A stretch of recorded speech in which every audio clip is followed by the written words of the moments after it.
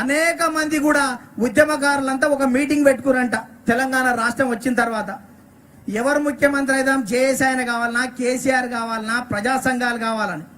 ఇంతలోపునే పెద్ద వర్షం వరదొస్తున్నదంట.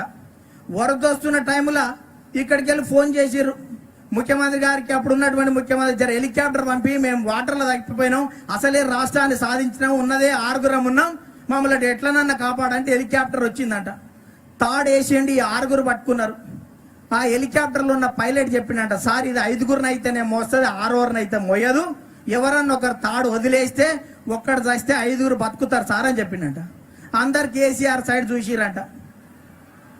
ఏంద్రా వీళ్ళేమో నా సైడ్ చూస్తున్నారంటే, తెలంగాణ వస్తే చాలన్నావు కదా, నీ పిల్లలు కూడా పెద్దోళ్ళు అయ్యారు కదా, జర నువ్వు ఒక్కని వదిలిపెట్టి రాదన్నారంట. అప్పుడు కేసీఆర్కి అర్థం కాలే అని ఆయన మాటలు ఎట్లుంటాయి అందరు చెప్పే వరకల్లా, అచ్చా నేను పైకి ఎగిరిన తర్వాత నేను తాడు వదిలేస్తా కానీ ఇంత పెద్ద ఘనకార్యం చేస్తున్నా నాకు ఏం లేదా అన్నాడంట.